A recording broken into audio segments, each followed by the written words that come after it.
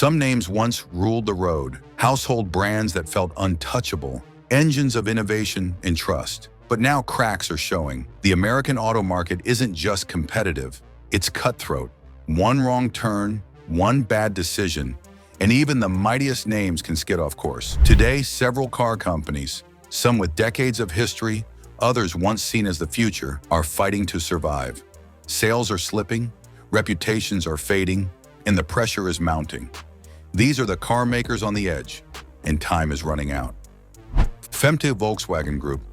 Once seen as a global powerhouse with plans to dominate the American road, the Volkswagen Group is now staring down a serious problem. It's not about popularity, their cars still sell. In 2024 alone, they moved 652,000 vehicles across the US under Volkswagen, Audi, and Porsche. But here's the catch. Over 70% of those cars were imported. That's around 470,000 vehicles now facing a brutal 25% tariff under new US trade rules. Volkswagen sold 200,000 units last year in America. Of that, 60% came from overseas. Audi, almost entirely imported. Porsche, same story. These are red flags. Every car that's shipped in now carries a hefty tax burden. And with most of the group's manufacturing happening outside the US, that cost adds up fast. And the local production solution? It's not looking great. Volkswagen has a single factory in Chattanooga, Tennessee, where they build the Atlas and the electric ID.4. But one plant can't carry 3 brands. Audi doesn't even have a US plant, and Porsche's lineup is too specialized to justify building domestically. So, while rivals have long been pumping out SUVs in South Carolina, Volkswagen Group is stuck shipping cars in and paying the price. Even assembling in the US isn't a guaranteed shield. If the parts come from overseas, and they often do, they get taxed too. Steering wheels, engines, transmissions, you name it. That means even cars built in Tennessee aren't fully safe from tariffs.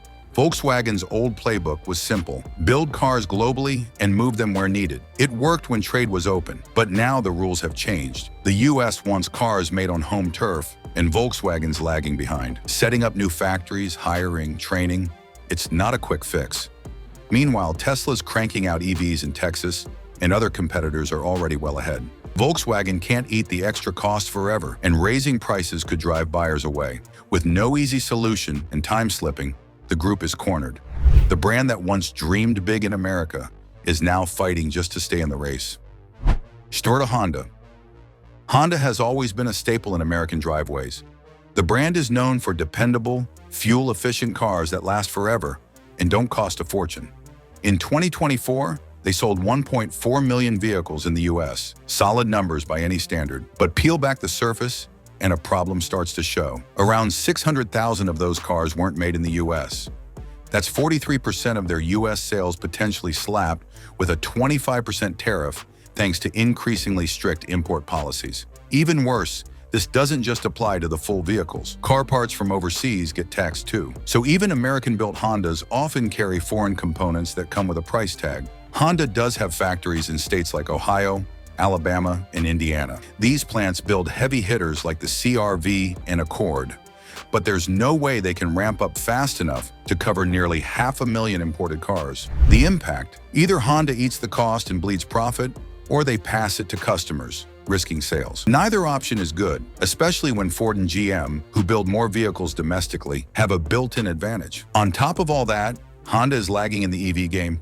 While others rush forward, their presence in the electric market is barely a blip. A partnership with GM is in the works, but those models won't arrive for a while. 3. Mercedes-Benz.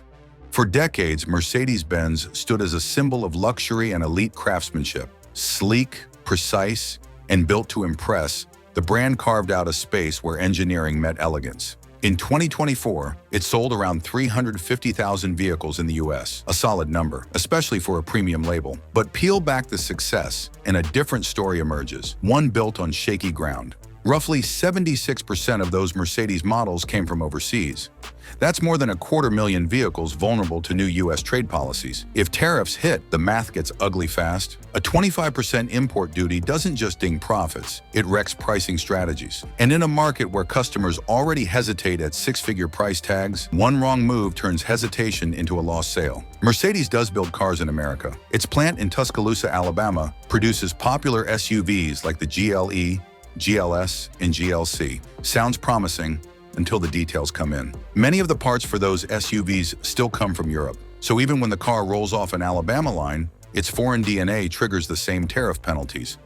Imported components, from engines to electronic systems, drag costs right back up. It doesn't stop there. Mercedes' push toward electric with the EQ lineup, models like the EQE and EQS, was meant to lead the next era. But most of those cars are still made in Germany. US production? Slated for late 2025, maybe. By then, Tesla and Ford will already be miles down the road, selling locally made EVs to eager American buyers. While others sprint ahead, Mercedes is jogging in place. Even among luxury rivals, the cracks are starting to show. BMW has deeper American roots, with more vehicles and parts sourced locally. Lexus, Toyota's luxury arm, can lean on a robust domestic network. Mercedes, meanwhile, is exposed. Premium brand, premium problems. Precision engineering won't fix trade penalties. And if tariffs stick, Mercedes-Benz could find itself struggling to justify its high prices in a market suddenly obsessed with domestic loyalty. For now, the star still shines, but under this spotlight, every flaw is hard to ignore. Du Beyond Nissan.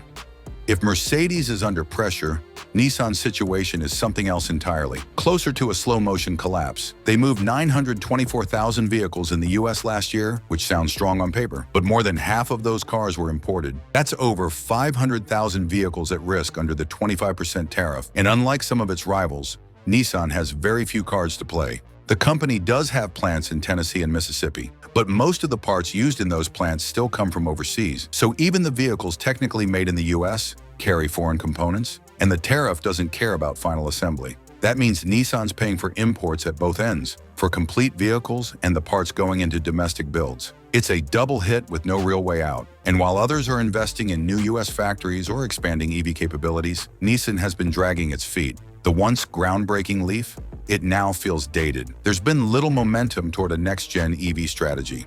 No new EV lineup, no major battery plant, no clear direction. Their sedan lineup isn't helping either. The Altima used to be a solid bet in the midsize game, but now it's fading. Competitors have better tech, cleaner designs, and in many cases, stronger American footprints. Nissan's losing its edge, one model at a time. Financially, the company isn't exactly thriving either.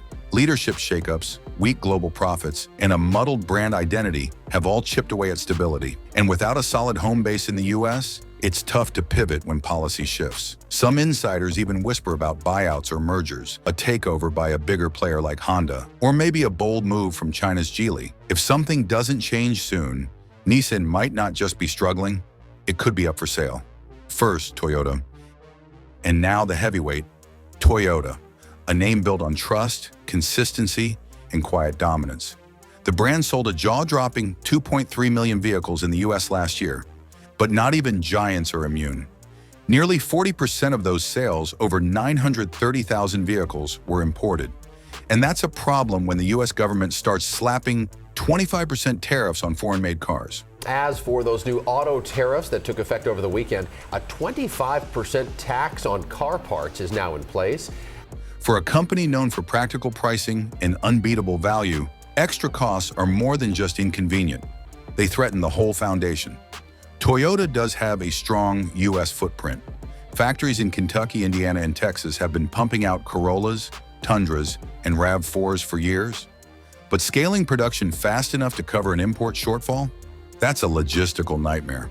Plants don't expand overnight, and the global supply chain isn't exactly nimble. Many of Toyota's American-built cars still rely on imported parts. And yes, those get taxed too. So even with the advantage of domestic manufacturing, Toyota's stuck in a squeeze. Raise prices to cover tariffs and customers walk. Eat the cost and profits bleed. Either way, the brand's iron grip on the US market is at risk. Then there's the EV gap. Ford's all in with the Lightning, GM's rolling out new Ultium platforms, Tesla's doing its thing with Austin-made Model Ys. Toyota, still warming up. The BZ4X landed with a thud, and the rest of their electric future is moving slower than expected. Joint ventures with Subaru and cautious rollouts won't cut it in a market racing toward battery power. Toyota's image, solid, dependable, and unshakable, only works if it keeps delivering on value and volume. If tariffs take that away, the shine fades fast. It's no longer just about horsepower or luxury features. In 2025, the question is simple. Can it be made here? Because if it can't, the cost just went way up. The race is shifting. It's not just brand versus brand, it's domestic versus foreign, local versus global, fast versus stuck, and the clock's ticking. Thanks for watching. There's more where that came from. Stay tuned.